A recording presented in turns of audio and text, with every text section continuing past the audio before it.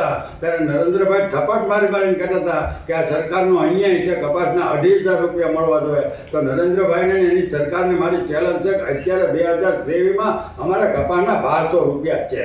એમાં ડબલ આવક અમારી થવાની ક્યાં રહી? અત્યારે ખેડૂતોની માથે જે કપડાં છે ને એ ખેડૂતો વ્યાજવા પૈસા લઈ આવીને પોતાનું શરીર ટાંકે. ખેડૂતમાં પૈસા છે નહીં. એટલે સરકારની આ નીતિ જ ખોટી છે.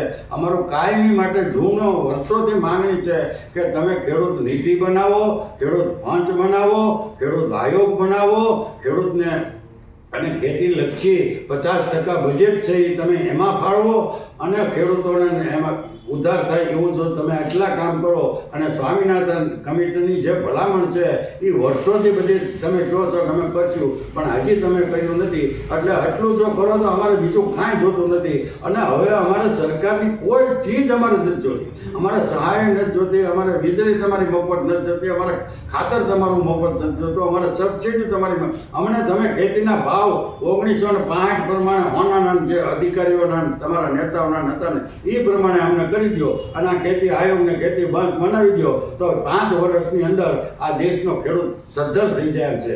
પણ તમારે એ નથી કરવું. હું લેવા કે તો તમારી કોઈ ક્ષતિ થાય અને તમારે ભ્રષ્ટાચાર ન થઈ શકે. તમારે જે કરવો એ કરો, તમે તારા પ્લાનમાં ફરો, તમને તમામ પ્રકારની સુવિધા પૂરી પાડવાની આ દેશના ખેડૂતોમાં સગવડતા છે, પણ દેશના ખેડૂતોને તમારે આપવું પડશે. હવે એમાં ચલાવી લેવા માંગતા નથી. આગામી આ 23 ડિસેમ્બર છે એ 23 ડિસેમ્બર છે એ કિસાન રાષ્ટ્રીય દિવસ તરીકે ઉજવવામાં આવે છે.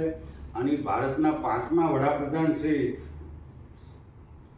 ચૌધરી ચરણસિંહજીનો જન્મદિવસ છે. અને એ ચૌધરી ચરણસિંહજી દેશમાં એક હિમાયતી અને ખેડૂતલક્ષી અને ખેડૂત નેતા તરીકે ઉપસી આવેલા છે.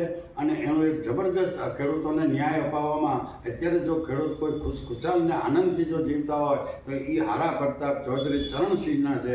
એટલે એના જન્મદિવસને 23 તારીખે આખા ભારતની અંદર ઉજવાય છે. એના ભાગરૂપે અમે મહુવા પણ સવારે 10 વાગે માર્કેટિંગ યાર્ડમાં ખોડિયારમાંના મંદિરે એની પ્રતિમાને મેકી અને શ્રદ્ધાંજલિ આપી અને મીટિંગ કરવાના છીએ. અને ખેડૂતોને લક્ષી જે વિવિધ પ્રશ્નો છે એની અમે ચર્ચા કરશું અને ન્યાયિક સંગઠનની પણ જાહેરાત કરશું. એવી જ રીતે તે જ દિવસે પાછા અમે બપોર પછી 3 વાગે તળાજામાં માર્કેટિંગ યાર્ડમાં પણ ચૌધરી ચરણસિંહને શ્રદ્ધાંજલિ આપી 2 મિનિટ મૌન પાડી અને તળાજા તાલુકાનું પણ સંગઠન કરશું. અને ખેડૂતોના જે અટવાયેલા પ્રશ્નો છે એ સંગઠનના માધ્યમથી વહેલી તકે ઉકેલાય એવા અમારા તમામ પ્રયાસો છે.